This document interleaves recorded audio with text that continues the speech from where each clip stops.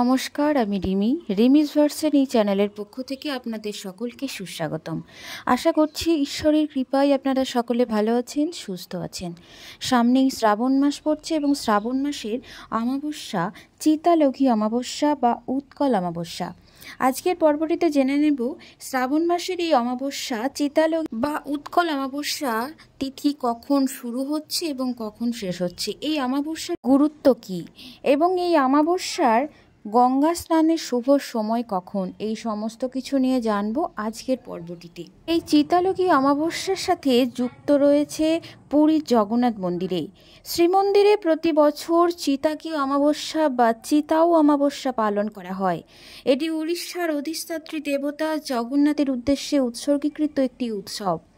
এটা শুধু একটি উৎসব তেমনটাই নয়, এই চিতা শব্দের অর্থ হলো চন্দন, কস্তুরী, বাগ্যরচন।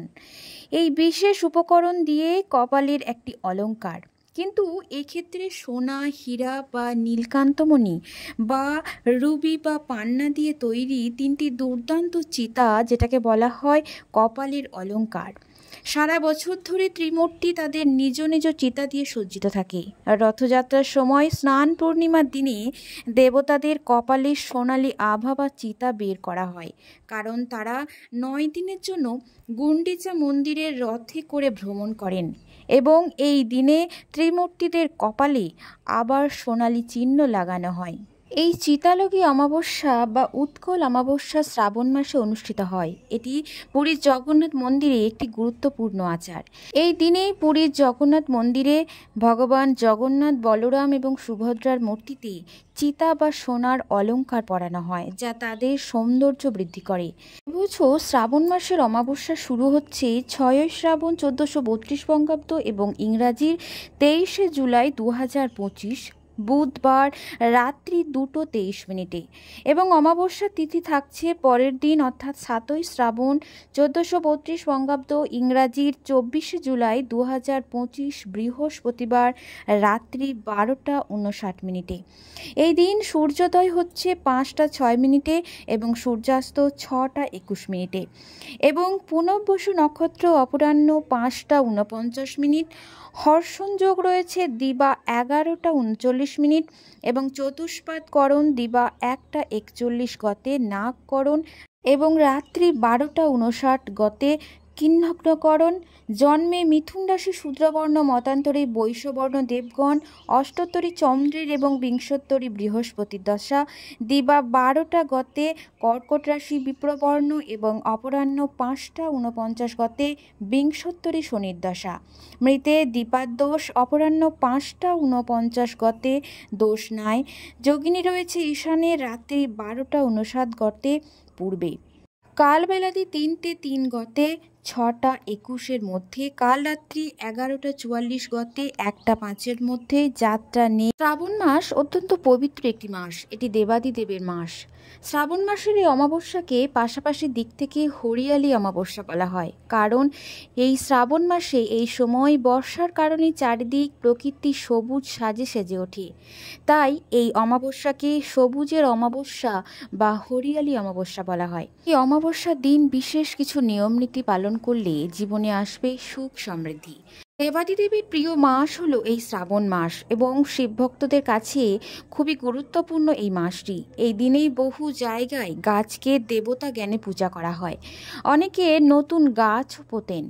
শ্রাবণ মাসের এই অমাবস্যার দিন বাড়িতে বেলপত্র, তুলসী, আমলকি গাছ লাগান। এর পাশাপাশি মন্দির বা যে কোনো পার্কে অশ্বত্থ, নিম, বট, আমের মতো ছায়াযুক্ত গাছ লাগান এবং তাদের যত্ন নিন। এতে করে গ্রহে দোষ থেকে দূর হয় এবং পিতৃপুরুষরা শান্তি পান। পরবর্তী যে কাজটি করার কথা বলবো সেটি হলো শ্রাবণ অমাবস্যায় ভগবান শিবের রুদ্রাভিষেক করুন। বিল্বপত্র, মালা, ফুল, ধুতরা ফল নিবেদন করুন। এই প্রতিকারে মুক্তির পথ সহজ হয়ে যায়। পাশাপাশি এই শ্রাবণ অমাবস্যা বা শ্রাবণী অমাবস্যার দিন দেবী লক্ষ্মীকে প্রসন্ন করুন। দেবী লক্ষ্মীকে খুশি করার জন্য একটি প্রদীপ জ্বালুন, যার মধ্যে রাখুন 2টি জাফরান, লবঙ্গ এবং ঘিয়ের সহযোগে প্রদীপটি জ্বালাবেন।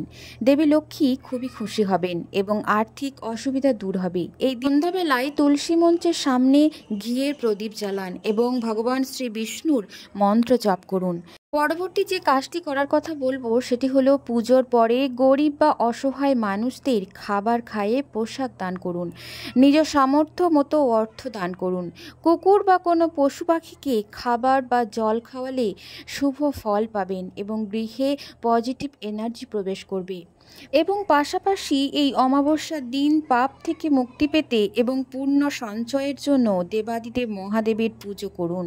এই দিন সবুজ রঙের পোশাক পরার পরামর্শ দিচ্ছে জ্যোতিষবিদেরা।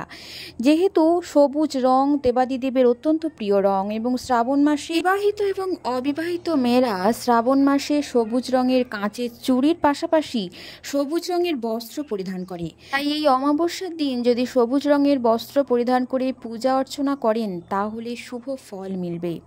পাশাপাশি এই অমাবস্যার দিন ভোরবেলা ঘুম থেকে উঠে স্নান সেরে ইষ্ট দেবতার পাশাপাশি পূর্বপুরুষদের পুজো করলে শুভ ফল পাওয়া যায় এবং পূর্বপুরুষদের যদি শ্রাদ্ধ ও পিণ্ডদান করেন তাহলে তারা অত্যন্ত প্রসন্ন হয়। শ্রাবণ মাসের এই অমাবস্যার দিন এড়িয়ে চলুন এই কাজগুলি।